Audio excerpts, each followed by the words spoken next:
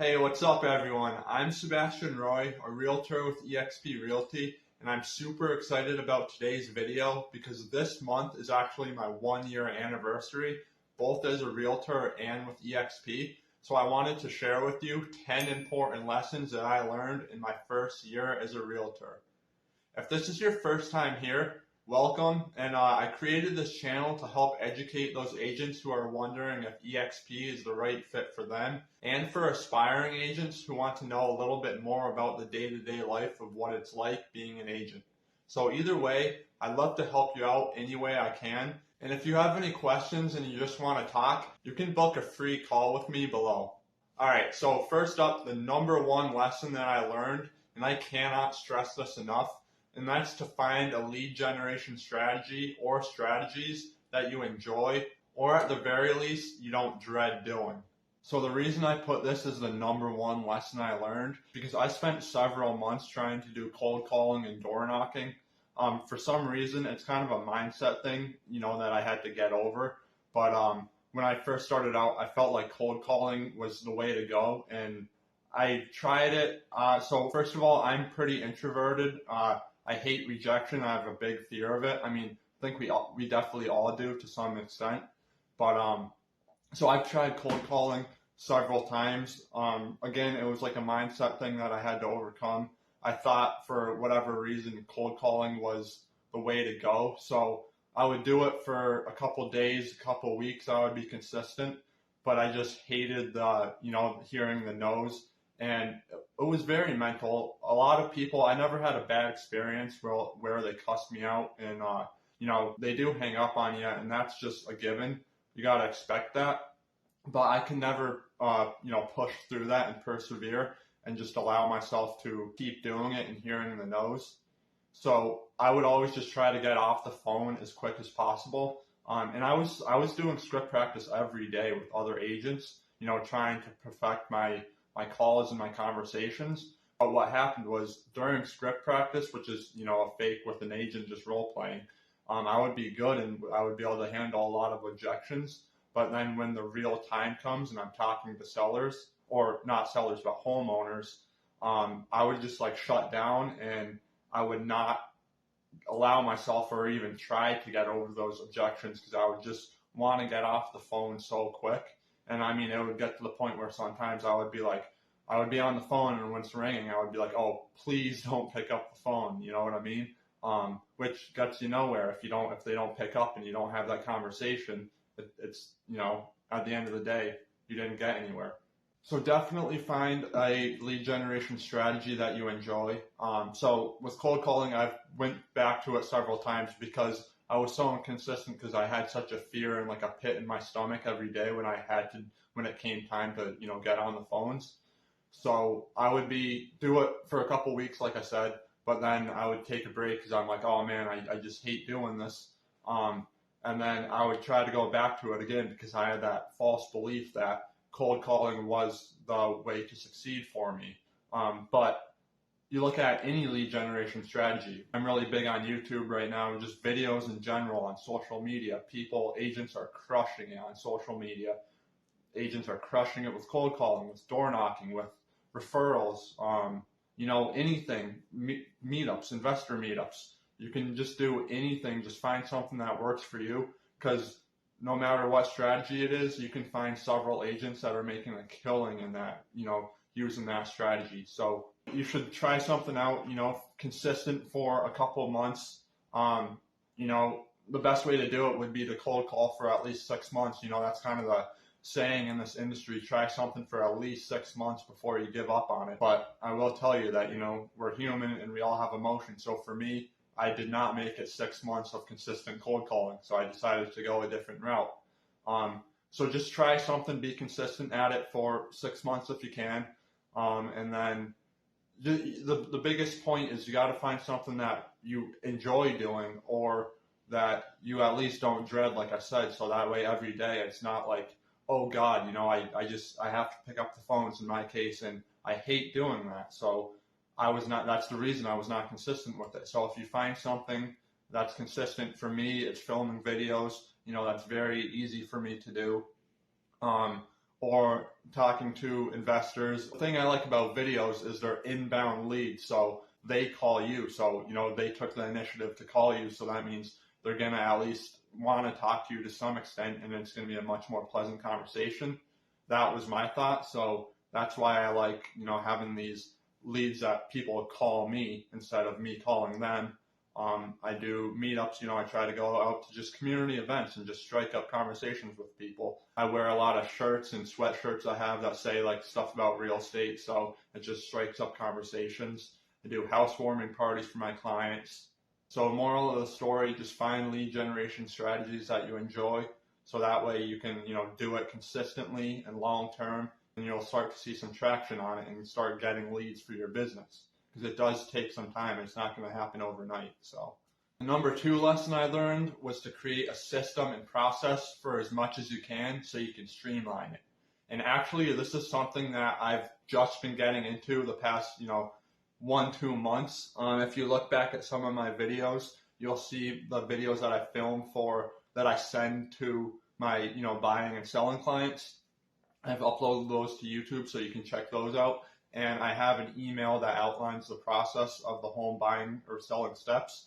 And then I film myself a video, and I'm just going over the email. It's like a screen recording of the email, and I'm going over it, describing it, the process of what they can expect. So I just send that video to all my clients, and that way, they'll have, the reason I created that video was to answer many of the questions up front that they had. So that way I'm not continuously answering questions for every single client, the same questions. So that's why I created a video. I just send it to them, ask them to watch it. And then if they have any additional questions, obviously I'll get on the phone, answer, the question through text, whatever I have to do, email. But just set up processes. And like I said, I've only been doing this about 1 or 2 months, because the first 9-10 months that I've been in business, I've kind of just been like, just always going, and I never slowed. There's a saying in this business, slow down to speed up. So that means make processes and systems to simplify your business, and then take the time to think about the most efficient ways of doing business, where in my case, I would just handle the questions with the client as they came up, while I was continuously repeating myself on questions. So over time, I got some advice to make videos and then just send that video to my clients, so that way it'll answer all their questions. So that's one example of a system. Now, it does take a little bit longer to get them set up, but once they do, it saves a lot of time in the back end. Trust me, I've been there, I've done that. So I really encourage you, just set up systems that can streamline your business, so that way you're not always repeating the same thing, and you're saving yourself a lot of time in the long run. And burnout's a real thing in this industry. So especially if you have a part-time job or even a full-time job and you're doing real estate part-time, that means less time that you're able to dedicate to real estate, less time you have to work. So you really, really want to streamline your businesses at that point. All right, number 3, I found out the hard way. For my first clients, I did not stress the setting the client's expectations up front. And there were some things that I definitely could have handled, some problems that came up throughout the transaction that I certainly could have handled much easier had I set up those expectations beforehand. So what I like to do now with my clients, as soon as I have that buyer's consultation or listing presentation, I want, part of that presentation is setting the expectations. So I let them know how often I'm going to be in contact with them, because I find that's a big thing that many people are not sure of, or they have they have unaligned expectations, where some clients are kind of, they really want to know all the details and they want to hear from you every single day. Well, that takes a lot of time for us as agents, whereas if we can set up the expectations like, hey, I will be in contact with you once a week at minimum, even if there's no updates, even if it's just calling you to say, hey, this is what's been going on, not much, we're right here in this process, and I don't have any updates for you, but, things are going smoothly, everything's on time, it looks like right now, and I'll get back to you as soon as I have an update. So just set those expectations, whether, you talk to your clients once a week, twice a week. It could be every day if you want to, but I really encourage you to set those expectations so that way there's no misjudgment, because a lot of times when expectations aren't met, and it's just basically when you don't have a conversation with them, people expect different things. And if they're expecting to hear from you every day, but you're trying to, be in contact with them once a week, and then, anytime there's updates that come up, well, there's going to be some conflict there. The clients are most likely going to be unhappy. So to give yourself the best experience with the clients, just set those expectations up front, and then so that way they understand the process. Set client expectations is the second lesson I learned. That's a huge one. It could save you, again, a lot of time in your business and a lot of stress too.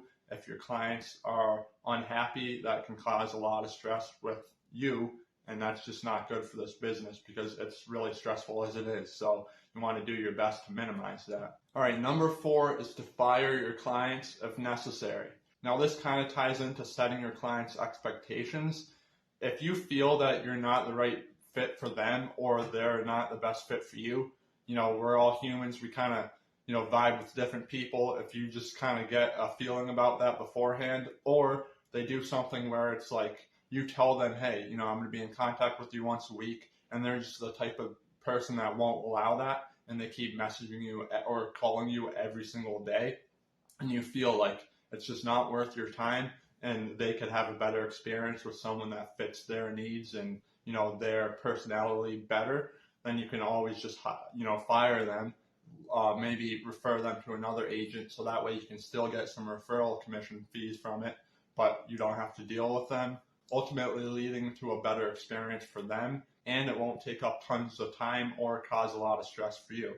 So if you need to, fire your clients. It's not the end of the world. I know as new agents primarily, we always just want to help everyone. You see, you got a lead. Hey, that person wants to buy or that person wants to sell. Well, sometimes, honestly, you're better off not working with them if they're just going to cause a lot of time that they take up from you and make a lot of stress for you. Sometimes it's just better to let them go and have another agent deal with it. Lesson number 5 I learned is to hire out immediately. So this is something I really struggle with. I kind of grew up, my whole life, I'm a do-it-yourselfer. I try to just do everything myself. For the first 2 transactions I had in real estate, I did all the paperwork myself. And let me tell you, it was a lot. There was a time with the lead paint notification form that we're required to give here in Massachusetts. I filled that out for my clients and submitted it to my brokerage. Well, they actually sent that back to me 5 times to revise because I made errors 5 different times. So you can just imagine the time it took me and the frustration, because it's like, you send it back 5 times and it's like, all right, is this the time that, I'm going to get it right and I'm not going to have any issues with it? So that was kind of something that irritated me, and I learned very quickly, paperwork's not my strong suit. I can just pay someone, a transaction coordinator. They're pretty cheap, a few $100. It's well worth it in my opinion. Plus it's a second set of eyes on the transaction, where if you're overlooking something, because we are human, even though we're real estate professionals, we don't know it all, right? Although sometimes we think we do, we don't. So having a second set of eyes, kind of reassures you that you don't miss something. TC is usually the first hire that people do, and the good thing about them is a lot of times now it depends on your TC. Some of them might charge by the hour or whatever, but many of them charge it's just a flat fee at the end of the transaction. And the great thing is, some of them do not get paid unless the transaction closes. So it's not like you're shelling out money, and then if the deal doesn't go through, the transaction doesn't close, then you're out that money and you did not get your commission. But again, check with your TCs because some of them are different. There's also administrative assistants that are a pretty quick hire for people. If you're focused on lead generating, you can hire like an assistant, a runner, they call them, and they can just, drop off keys to any houses, set up lock boxes, put up signs. It will make you more successful in the long run. It is a little bit scary at first, but it's very encouraged that you hire out as soon as possible. All right, lesson number 6 I learned is to set aside tax money from your commission whenever you close a transaction. So this is new for me coming from W-2. I think a lot of us deal with this. Your first year in real estate, we're not, because we're independent contractors or self-employed, we don't get the taxes withheld from our paychecks.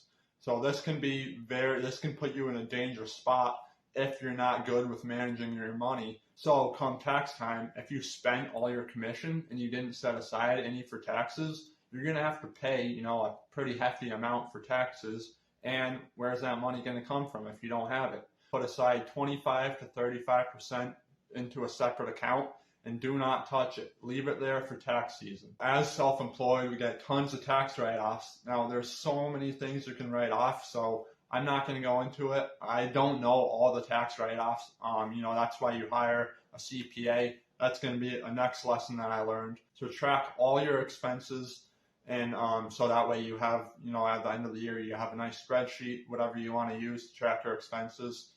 So you have a lot of tax write-offs, and take advantage of those, because as self-employed, unlike W-2 employees, we have all these expenses that we do not incur as employees many times. So definitely take advantage of those tax write-offs. All right, so this leads us to lesson number 7, which is to hire a real estate CPA. Now, this is really important because there's all kinds of different CPAs out there. And real estate, you want to have one that's versed in real estate so they know all the tax write-offs that are given to this industry. A great thing is, as real estate professionals, there's tons of write-offs you can take, more so than any other type of business. I'm specifically talking about real estate investing right now. So that's a huge benefit if you're a real estate investor. There are so many tax write-offs you can do. But as as a real estate agent or realtor, as a business owner, we have lots of tax write-offs you can do. But it's important to hire a real estate CPA so they're well versed, because of all the additional tax write-offs that we get in real estate. You want to know you're taking advantage of all those write-offs that you can, so that way you're paying less tax and keeping more money. Ultimately, they're going to save you a lot of money in expenses in the long run. Lesson number 8 I learned in real estate is to choose the right brokerage that best aligns with you. Now, this is really important because brokers offer so much support, especially as new agents. We do have a license, but there's so much going on. There's so many factors going on in a real estate transaction.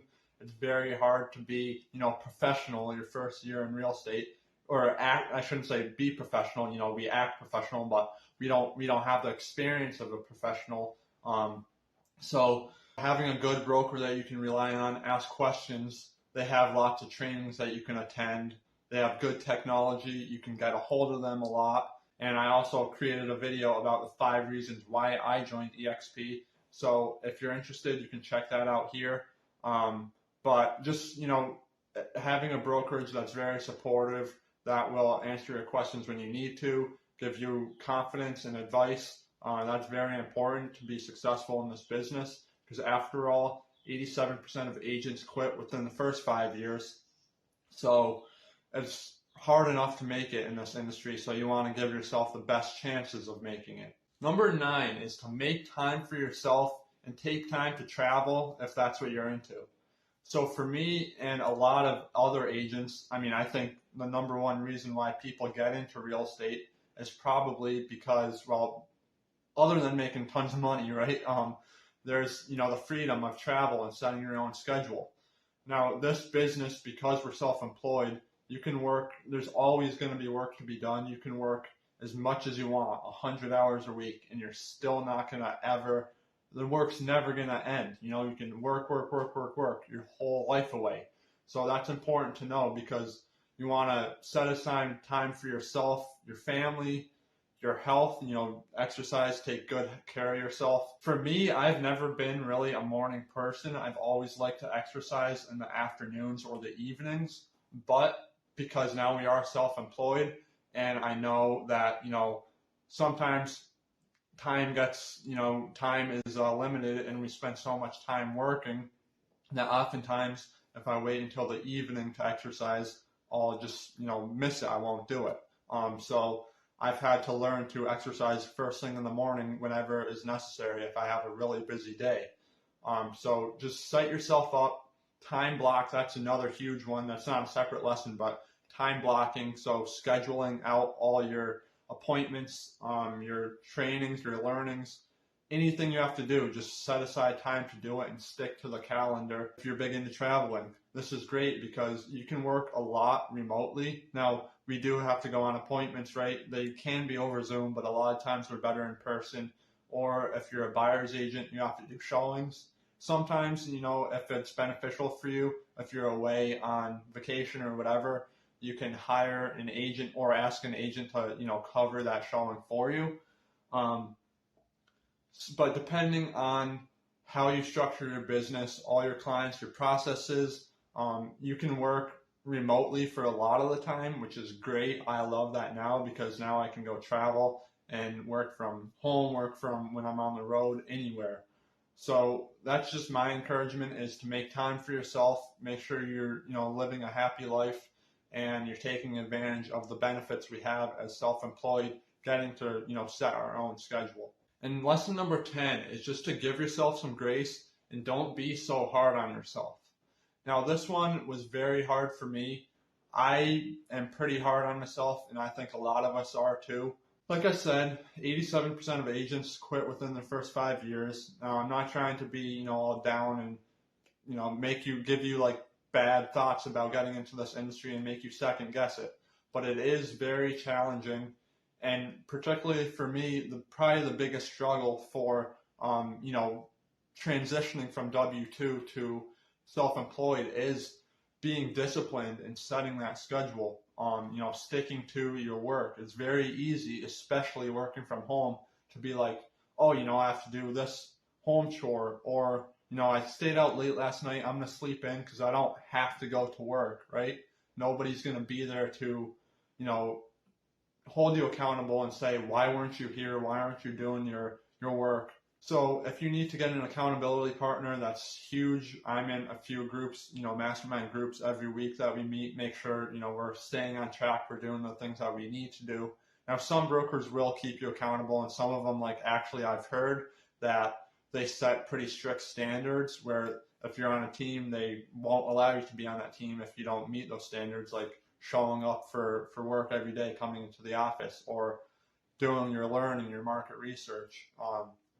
I've heard some things like that, but ultimately we're self-employed and we have to keep ourselves accountable because no one's going to be there to check on you at the end of the day if you don't set up your accountability. And just know that this is a business, so it's going to take time to get traction. A lot of people say it's a hockey stick effect, meaning, if you think about the shape of a hockey stick, you put in a lot of work for a long time and you just, you're just hustling every day for months and months and months, and it seems like you're not making any progress. But slowly it'll start picking up and then going up, and then it'll just take off. But the truth is, a lot of people quit right before their big success. So just know that it's going to take time to see results, but just take it one day at a time. Do not quit. That's the thing in this business, is the successful people just show up every day. They come. They do not quit. If you are, persistent and you just hustle every day, even if it seems like you're not getting anywhere, we're going to have some slow years. Just do not quit, and you will beat out 90% of the people in this business, and you will ultimately be successful. If you just take it day by day, you look big picture and just don't give up, you will succeed. So just give yourself some grace. No, it's not going to be easy. There's going to be days that, you feel like you're kind of, low on confidence. You feel like, oh God, I feel like I'm going to end up, dropping out of this business because I'm not going to make the money, or I'm not going to be able to pay my bills and stuff like that. So have a good amount of reserves set aside, so that way, hopefully, you don't put yourself in that position.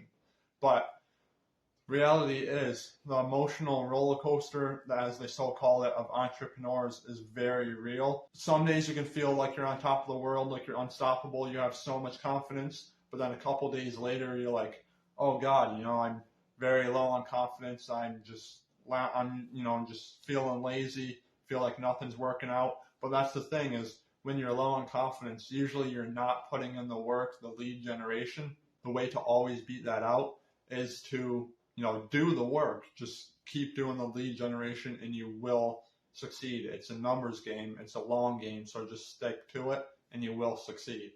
And also, imposter syndrome is very real too.